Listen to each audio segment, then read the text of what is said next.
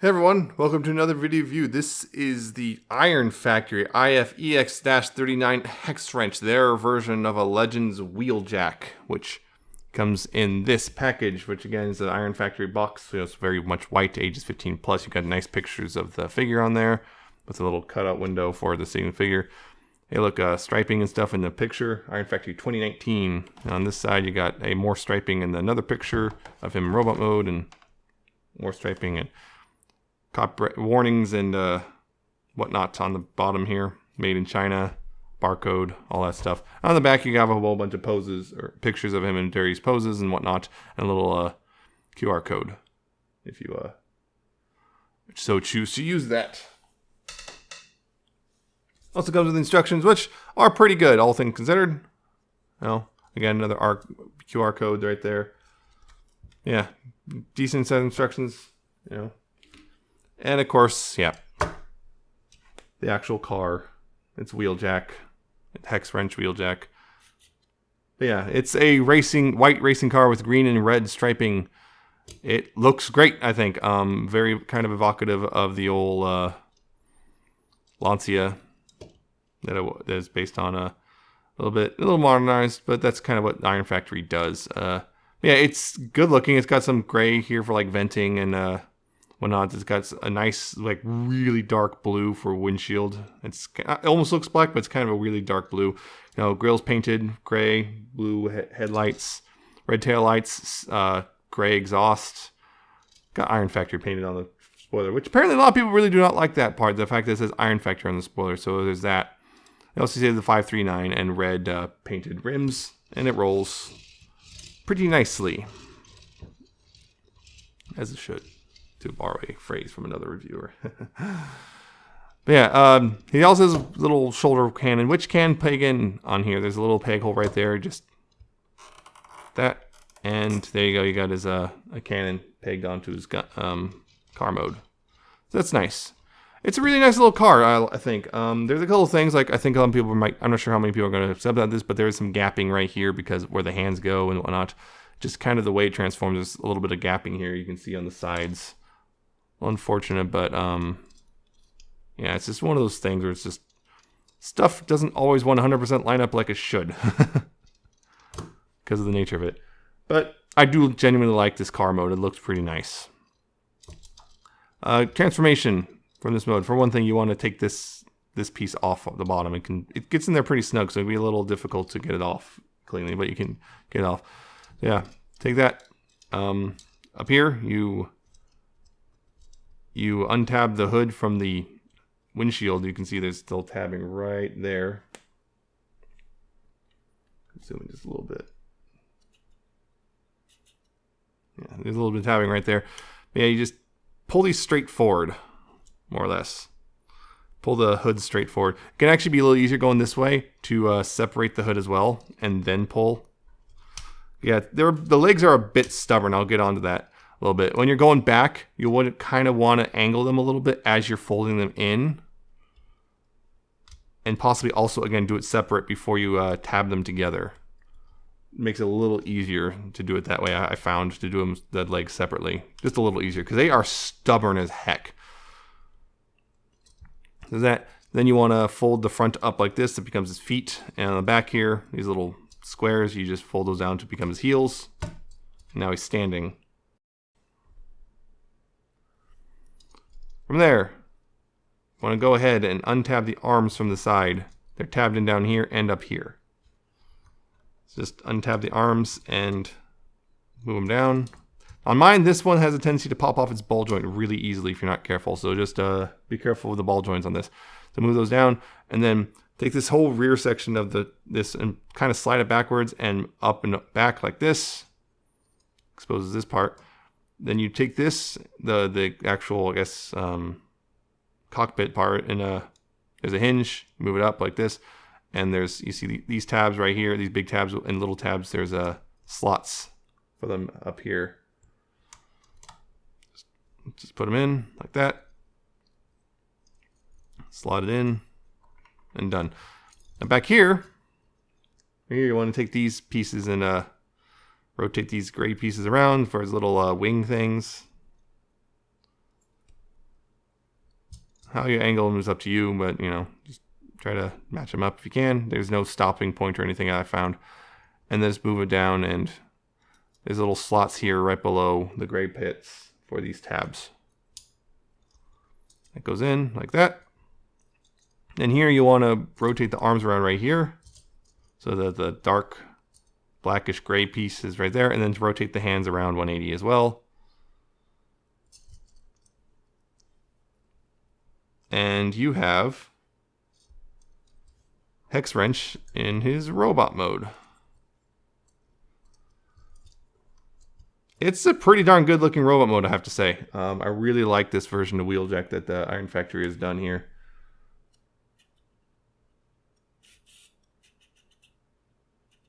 Yeah.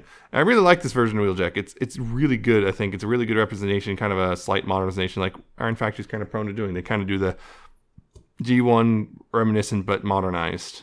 And I really like their approach to a lot of stuff. Again, though, the thing is, like a lot of Iron Factory stuff, that some of the joints are probably a lot tighter than they really need to be. I'm still noticing that is still a general problem. Just stuff's probably tighter than it needs to be.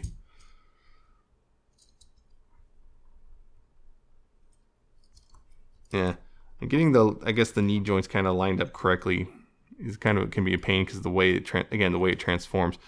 Ideally, you want those platforms the legs are on to more or less line up with the top of the knee, I guess, right back here with the white plastic. But sometimes it likes to pop further because of the amount of force you have to use.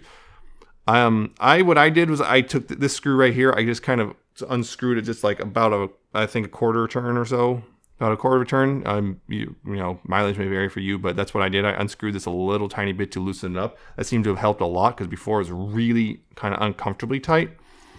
But yeah. So if you do encounter this problem with the legs when you're pulling them apart for transforming, when you're sliding them out, if they're really tight, just unscrew that a little bit. It'll help loosen things up a tiny bit so you can actually transform the guy without fear of breaking it. Oop, knocked mine over. Yeah. Little accessory here. His gun, you can unfold it. Hey, look, he's got a little pistol thingy, which he can hold in his hand, like so. And yeah, that big shoulder cannon as well. That is pretty simple.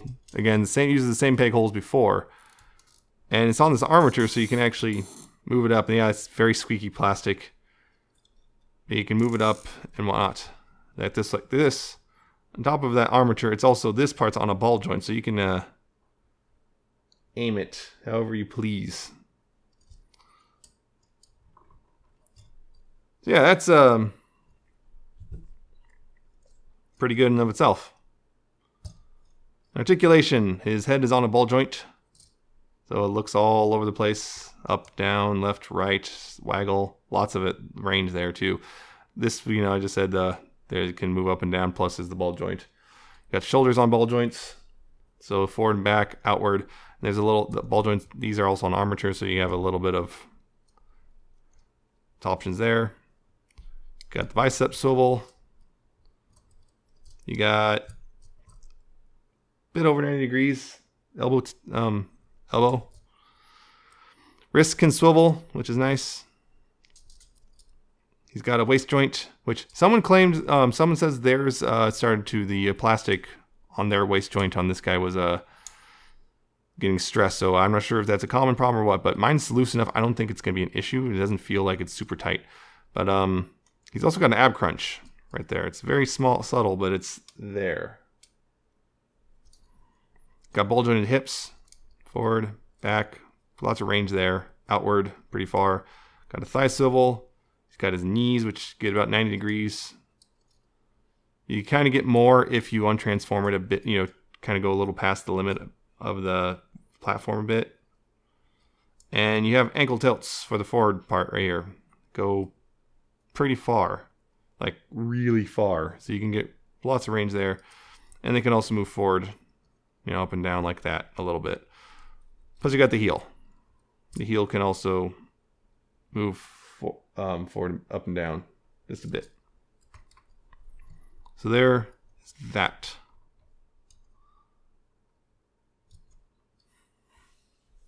He also comes with a little baggie of accessories. Well, mainly extra hands.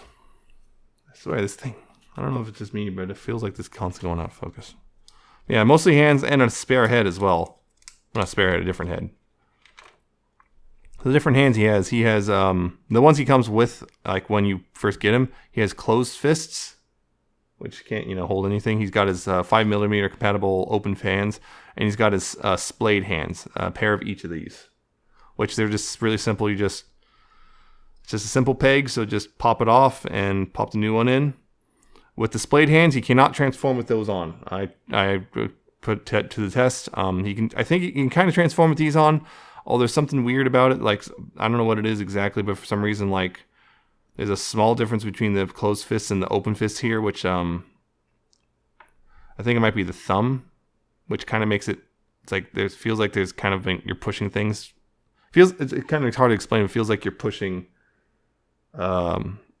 Like this thumb right here kind of gets in the way when you're trying to, so it doesn't quite all tab together properly if you don't. So yeah, I personally would recommend just using these open hands for when you're transforming it, but I think the closed fist can still work as well. I'm not sure. It kind of seems like it, but it also feels like you're kind of starting to stress plastic. And yeah, the extra head, the only difference is if you look,